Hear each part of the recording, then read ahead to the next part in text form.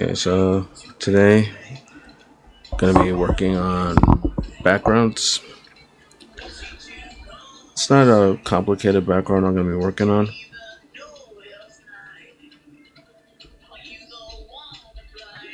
Just put it up. Even before I started, I fixed the top panel because I think they look too small. I always say like label all the layers so that way you know what you're working on.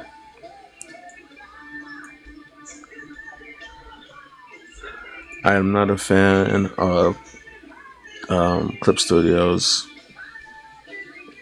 like ruler tool, especially when it comes to perspectives.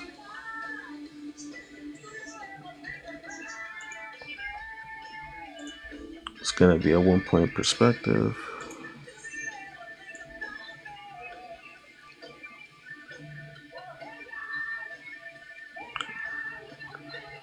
Just trying to see where I can put it. Since I'm walking down the street, I don't want it to be like too centered.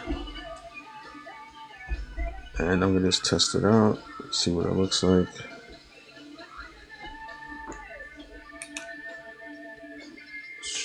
The reason I'm not a really big fan of Clip Studios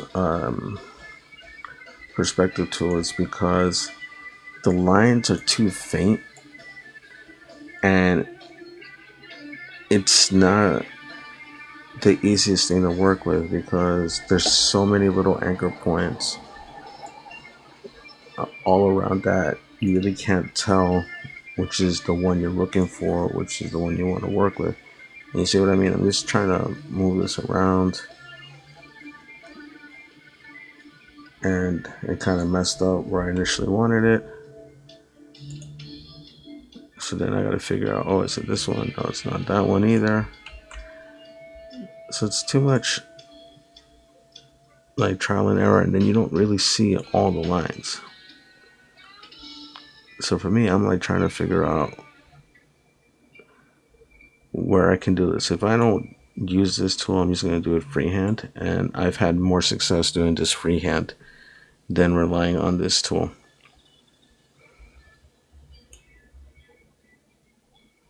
I'm just trying to find a good spot.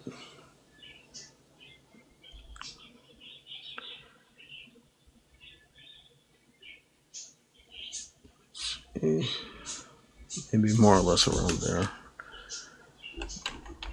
Test it to see how it angles. And that's one of the reasons I don't like this tool, because I can't for the life of me figure out where this should be.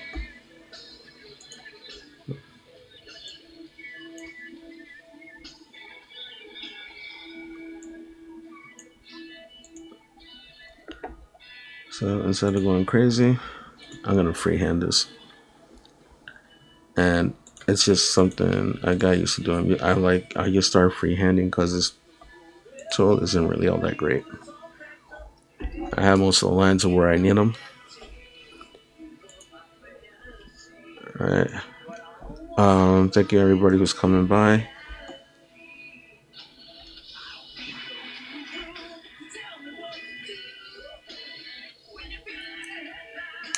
Since I gotta get close, I gotta take off my glasses to see exactly what I'm doing.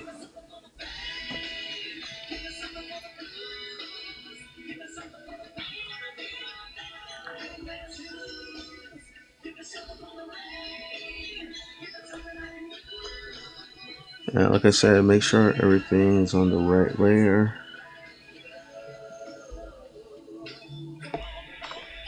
These four like horizontal, vertical. Hold down that shift key.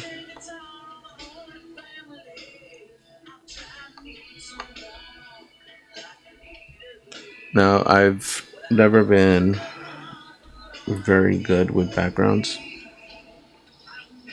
I just tend to put stuff together and hope for the best. I know there's like a lot of artists that are so awesome with backgrounds that it's insane.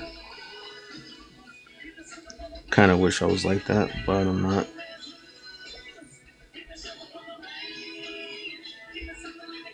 Well, one thing I learned is just, especially if you use freehanding it, like I am right now, you just gotta find the right point, and it all starts coming together,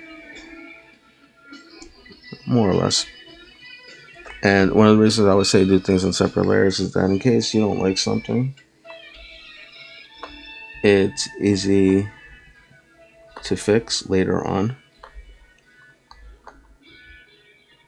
But once you kind of got the bare bones of what you are looking for, it's not that hard.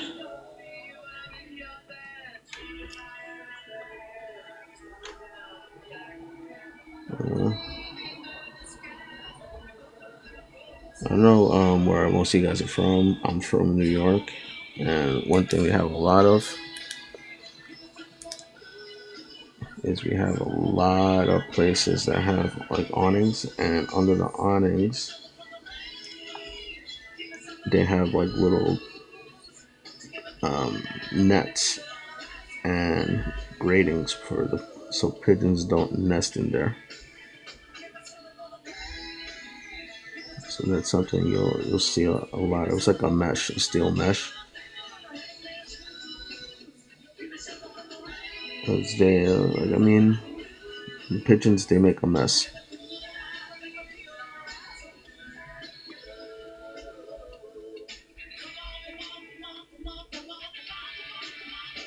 Just doing a quick one, not making it too neat. Give you the idea there's something there.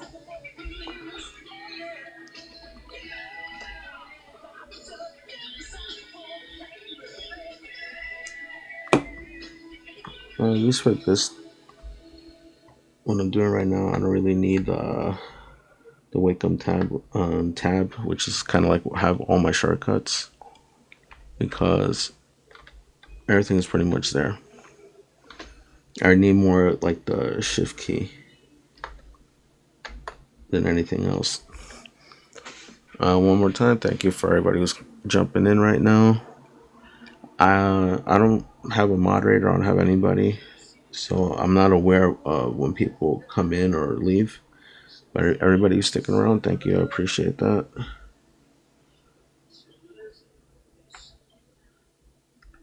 Put that there. Now my lighting work for this page was pretty rough. Just to give you an idea, I'm just gonna take that off. So I'm gonna take that off. So initially, take these off. So that's what the page looks like when I initially sketched it, like really rough. Then I go over it with some red line. Red line is more of like the clean line work, and I tend to ink right over that. So then those will be the inks over the red line. And then details in, which is mostly details, could be anything from adding in blacks to maybe if they have like a specific type of jewelry, or for her, like she has an accessory, she has like glasses on, it might go into that layer just in case if I need to fix something underneath. But that's usually my format of working. And since I'm doing background, the background actually goes under those two initial layers. So that's usually my setup. All primary line work is always on top two layers, and then I work going under those. Even though this is working like on transparency,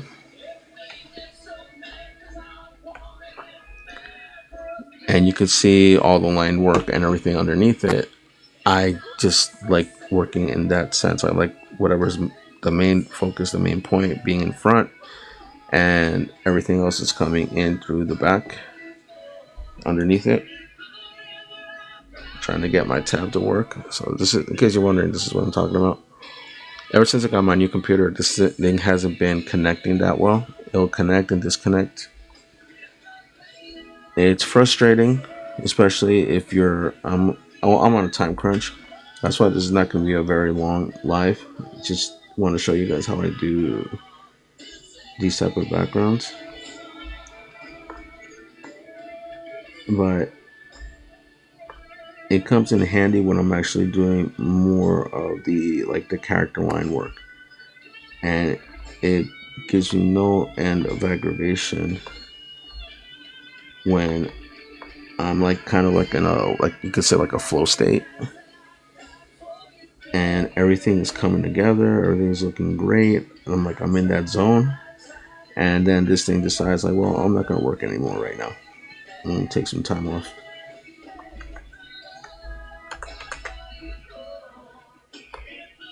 So normally, if I'm doing that, I would have been using the tab just to do like a quick just undo.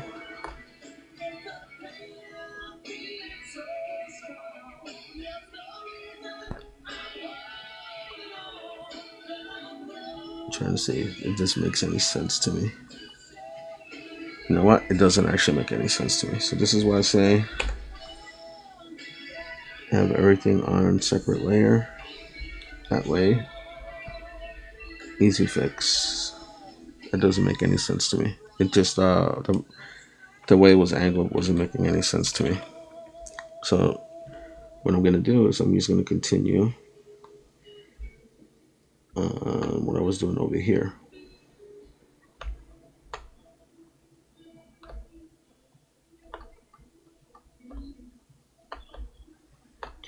I kind of based most of my backgrounds on like things I've seen in New York, but I try to make it not a one-to-one because I want this to be like its own universe, its own place, and Marvel pretty much has like dibs on everything New York anyway, so I'm not competing with that. Even though some comics, yeah, they'll do it, but I want this to be more of like a stylized version of it, which is why like I tend to add like sometimes angles to the roofs and things like that. And you only see that in certain sections of New York. You don't really see it everywhere anymore. Like a good example would be if you go down to where the courts are in Lower Manhattan, you see a lot of old architecture around there. And if you go near piers, like I was near Pier 17 a couple of weeks ago, and they still had cobblestone streets, getting closer and closer to the pier. So it really depends and what area you're going in. No, now I understand where my mistake is coming from. As they're walking down the street, I shouldn't see the other street that much. Like anything from the other street too much.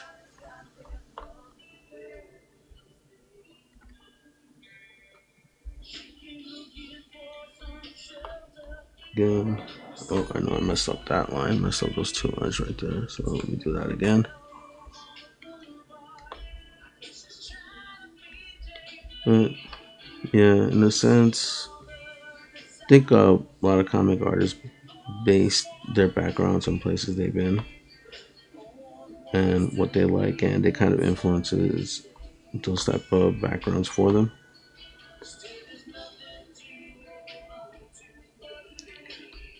But again, I try not to make it too much of a one-to-one. Like I'll add in little things that kind of make it stand out. Like a lot of these like small stores, like mom and pop places, they'll have their awning on top, or they'll have like a huge business sign, like where I'm doing this line work. So that's kind of what I'm doing here. That'll be like the sign, because I'm not gonna do any lettering today. It's gonna take me too long.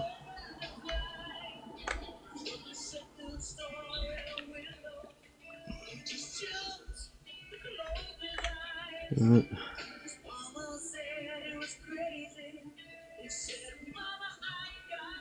see. A lot of these places that, especially like where I work, it'll be like a business downstairs, and it'll be apartment buildings upstairs. It's kind of like it's something that they like doing. Now, my idea here, at least for the building I'm working on right now, let's take this off for a second. Okay.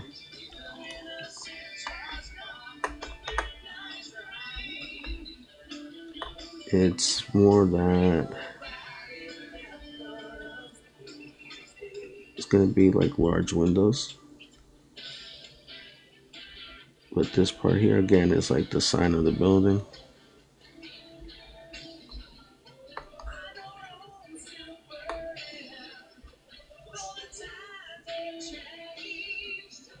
I don't have to go too crazy with that one. And then one more back here, so it gives you a good idea of depth.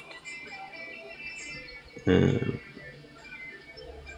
I'm not gonna go too crazy, trying to make them nice and nice.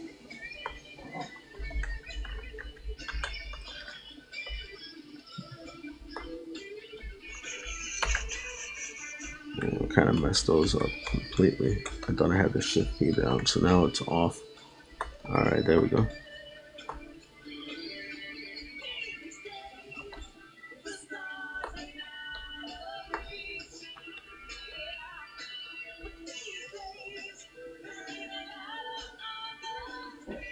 Keeping it simple, and that's pretty much it for this part. Again, I'm not gonna go super crazy on some details here because this is kind of quick.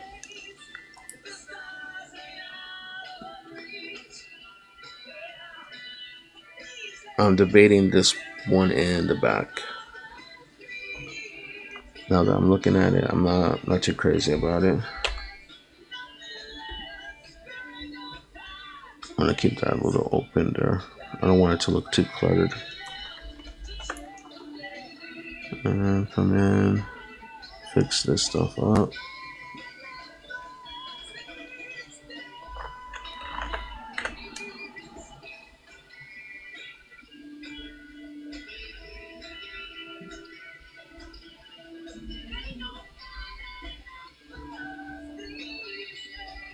Let's make it,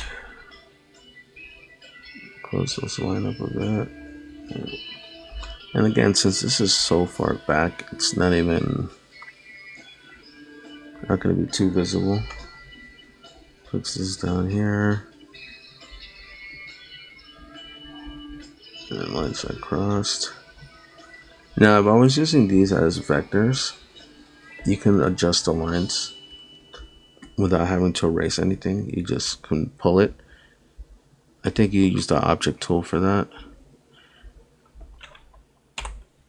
But I don't use vector layers.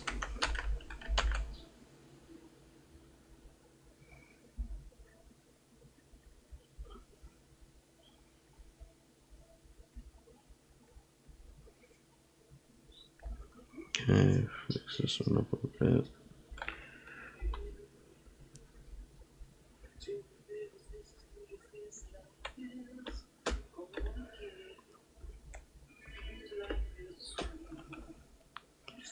It's fine, it's fine. I don't know if that's part of his neck. And reason I zoom in also, like right here is a good example. I didn't finish connecting those lines. This line went over. And I start fixing little mistakes when I'm catching them when I'm this close in. A place I used to get a lot of stuff printed at, one of the guys who was there, he used to work at DC, and his job was literally like, he told me he would just look at look at everybody's art and fix like anything, any lines that were open.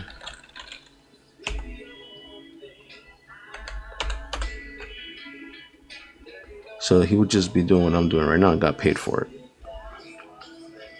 But they don't get any type of input credit. It's just something that they had to do.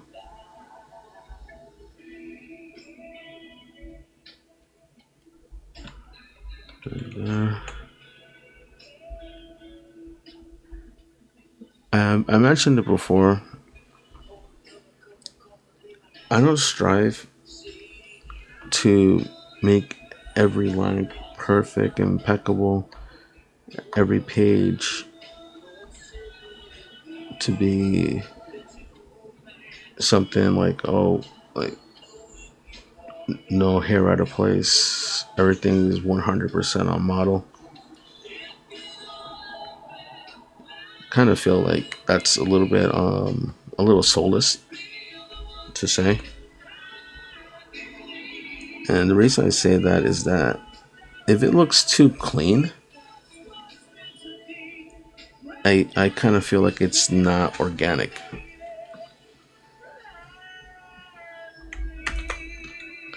And there's some artists that are like, you see their stuff and it's so clean and it looks so nice. Like every line is like consistently the same thickness. Everything is connected. Every hair is where it should be. The expressions are always spot on. Everything's great. But then it feels very cut and paste. I can be off model sometimes with what I'm doing. Like sometimes I might make the face a little too round. Sometimes I might make it too thin. Sometimes it might not be the right height compared to the other characters. It's a lot of things. And you have to try to stay as close to model as possible so everything's consistent as you're doing it. But if it veers off a little bit, it's nothing, not the end of the world. It's nothing to like really agonize over. So, as a bad habit of mine, I always forget to save what I'm doing. So that's pretty much it for this part right here. I'm looking at my clock. I got like 10 minutes. So I group everything that's inked, like all the ink line work together in one folder. Just call it inks. I'll lock it for now. And save this again. So that's pretty much, I'm done with this page in a sense of just the art part. But I still have to do like tones and other things that just to make it look better, because this looks nice for what it is. And I love you seeing inked pages. But with the tones and everything that gets added on later on, it just makes everything pop more, and it separates everything in its sections. So let me see. I don't know. Somebody said to send me a message, but I don't see it. I'm not really good at this kind of like monitoring what's going on the live and what I'm doing at the same time. I can multitask, but my eyes can't keep looking up and down at me other than this.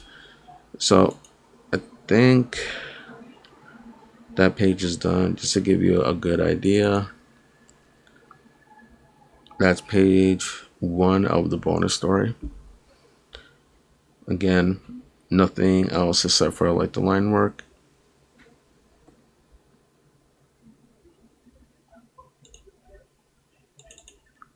This is page 2.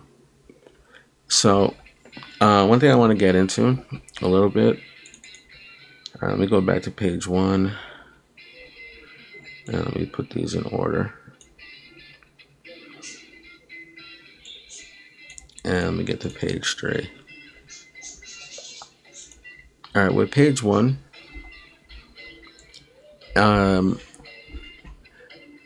it wasn't something I was taught. It wasn't something that somebody told me, but anytime you're starting a page for a story, there should be an establishing shot. The establishing shot tells the reader some certain things that they need to know. First could be location. Second is how the environment is in that location, because that'll give you information about what has or hasn't happened. Third is lighting, or if you're doing a black and white comic, it's tones. So it gives you like a sense of the time of what's going on, instead of you having to write in captions like, oh, we're on Broadway and 34th in New York City at 3 o'clock in the afternoon. Since I'm working from a fictional city, I don't really give all that much information about the city to start with, unless it's a key thing that has to be mentioned and probably be used later on, which I did with like the first 3 volumes of Psychic Revolution, which is the bonus story that's in volume 4 that I'm currently working on. So there would be like, okay, I have to establish the location. It was night, and it kind of was mentioned like, okay, it's around this time, and a little bit of information about the location. But once that's established and you go back to it later on, all you have to do is mention the location. Like, okay, part of the story happens in a place I call Diamond Street Metro. Kind of mention it in the beginning, a little bit of chapter 2. Then as the story progressed, they got into the station, so I had to establish like, okay, they're in Diamond Street Station, but like that. It was Diamond Street Station. And kind of give you an idea of what's going on with like the people around. But once that's established, you don't really have to keep repeating it over and over again, because then when they went back to it later on, I just put Diamond Street Station. That's it. And you already know from the previous chapters what's going on there, what time it is, and you're already caught up to what's happening at that moment. So you don't have to like constantly regurgitate it and repeat it over and over again. So like for here, I think I'm just going to put a small caption here, whatever city it's in. And because these first 2 shots are very close, like you can see the street and the buildings, you don't have a sense of time unless I decide to have these street lights illuminating. Then it gives you a good idea that it'll be night. And with like little things going on, people in the background, everybody's just moving around. And that's like another key thing too when you're drawing. It's not so much just having them posed, it's that they should actively be doing something. Because sit down with a group of friends, your family, and even the ones who aren't actively participating in the conversation or they're part of it, they're actively doing something. They're looking around, they're moving, they might be distracted by something else, or they might be talking to somebody else from the group separated from everybody else. But it should kind of be shown in the sense that like, everything's alive at that moment. So like I have them two walking, which is the primary focus. That's why they're big, they're in the middle. I have these two, obviously they're having a conversation. She's saying something to him, he's just listening. And then I got this one guy in the back that's probably like minding his own business, not there with anybody.